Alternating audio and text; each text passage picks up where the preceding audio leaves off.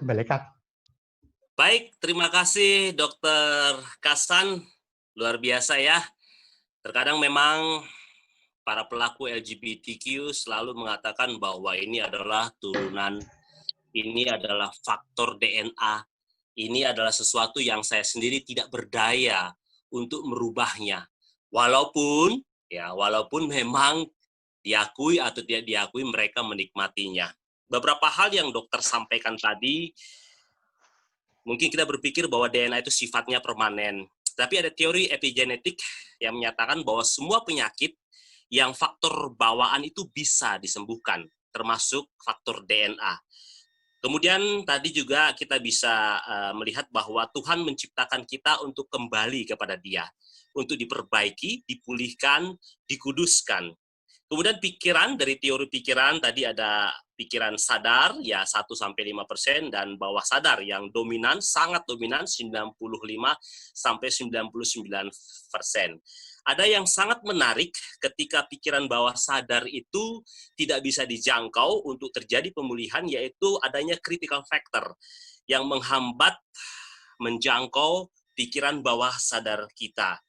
Nah, kemudian dokter juga tadi menjelaskan tentang dalam LGBT yang berada di bawah sadar dari sudut emosi, ya adanya kepahitan, lalu merenungkan, menghayati terus-menerus sehingga menikmati.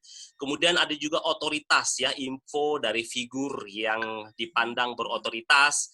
Ada repetisi, ya membuat idenya dikenal. Kemudian ada identitas atau ego, idola yang dikagumi, identitas kelompok, pengakuan, penghargaan, dan seterusnya. Kemudian tadi dokter juga menyampaikan mengenai critical factor lebih rinci lagi, yaitu filter bawah sadar. Ini melindungi pikiran bawah sadar dari ide, informasi, sugesti, atau bentuk pikiran lain yang bisa mengubah program pikiran yang sudah tertanam di bawah sadar.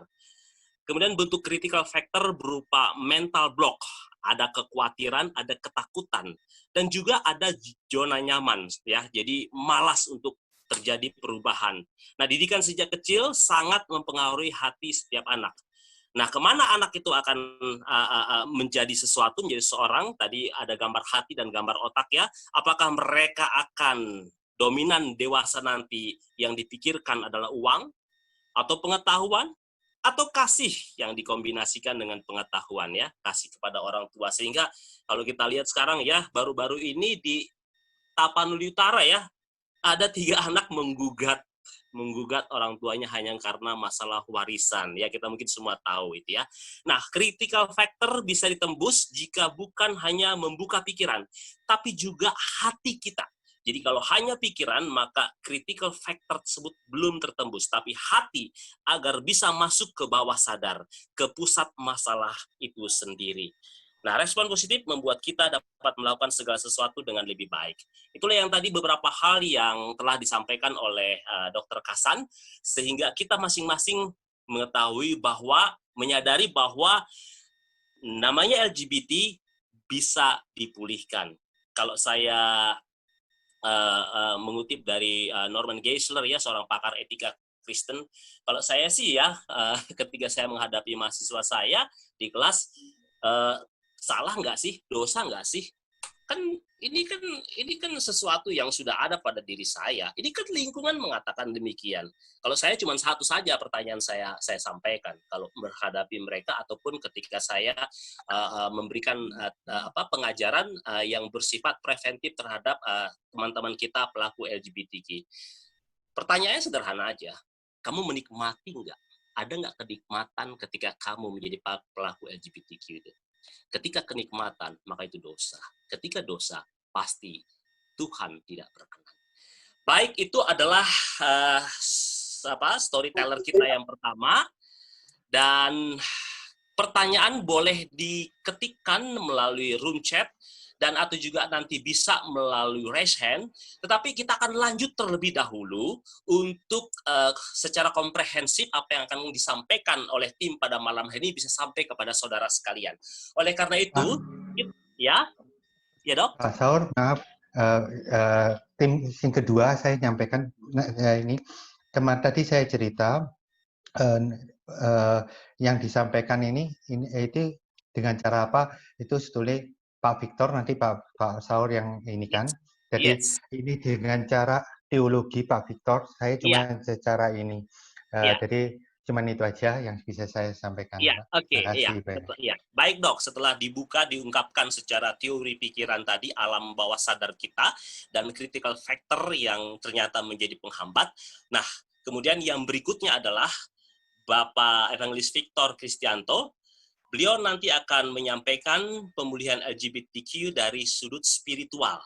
Saya perkenalkan terlebih dahulu, Bapak kita ini, beliau menyelesaikan pasca sarjana teologi di STT Satya Bakti Malang, dan saat ini sebagai pengajar di STT Satya Bakti Jakarta dan Institut Pertanian Malang. Menekuni topik-topik biblika, spiritualitas, dan dialog sains dan teologi.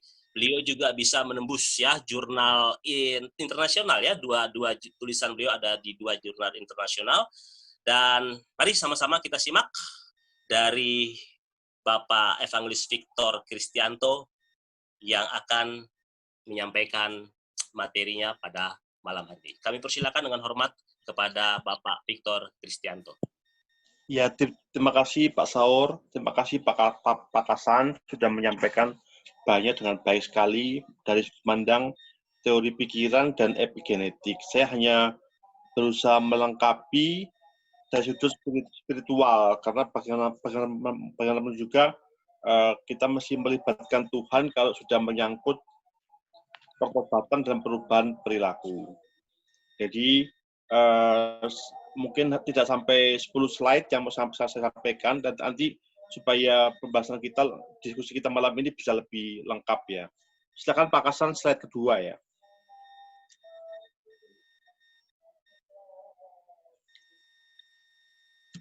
Jadi dari pengamatan maupun diskusi dengan beberapa teman yang saya sering jumpa, itu banyak di antara kasus-kasus LGBTQ bersumber dari trauma masa kecil yang dibawa ke masa depan. Secara spiritual, trauma ini dapat diputuskan melalui doa, terutama bagi kita yang Nasrani. Kita mesti meminta pengampunan dosa dari Tuhan, dan kita mesti memohonkan hati yang baru oleh kuasa darah Yesus. Salah satu bentuk trauma adalah emosi negatif seperti rasa malu, rasa bersalah, dan sebagainya. Mari kita lihat diagram berikutnya. Jadi ini skala kesadaran menurut Profesor David Hawkins. Beliau meneliti ada beberapa jenjang kesadaran. Di antara yang paling bawah itu shame atau rasa malu ya. Rasa malu, lalu ada rasa bersalah, lalu fear, dan sebagainya. Jadi menurut penelitian beliau ini dari disertasi, beliau membuat skala kesadaran kalau di bawah 200 itu secara umum emosi kita masih negatif. Tapi kalau sudah ada di atas 200 itu mulai positif, termasuk kasih itu di 550. Jadi sebenarnya yang disebut dengan hidup kekristenan bergaul dengan Tuhan itu adalah bagaimana kita beralih dari emosi-emosi negatif, kita beralih pelan-pelan menuju ke skala kesadaran yang positif, sampai nantinya kita bisa mengalami hidup yang penuh kasih, sukacita, dan sejahtera. Itu di atas 500. Jadi orang-orang yang sudah melewati fase emosi negatif. Lanjut ya. Lalu kita mesti ingat bahwa kasih Bapa itu tanpa syarat. Jadi Bapa di surga penuh kasih kepada semua manusia, termasuk Anda dan saya. Bapa mengundang Anda tidak peduli dari latar belakang dan profesi apapun untuk kembali hidup seperti Firdaus dan hidup dalam kasih-Nya. Untuk itu kita mesti belajar untuk hidup dalam cinta kasih kepada Tuhan, kepada sesama, dan juga lingkungan alam. Jadi ini disebut shalom ya. Shalom atau damai sejahtera itu kita mesti wujudkan dalam bentuk hubungan yang baik dengan Tuhan, hubungan yang baik dengan sesama, hubungan baik dengan lingkungan alam. itulah cara kita menyambut uluran tangan kasih Bapa yang senantiasa menantikan kembalinya anak manusia kepada kehidupan surgawi. Lanjut. Lalu kita masih ingat bahwa ada perubahan yang terjadi saat kita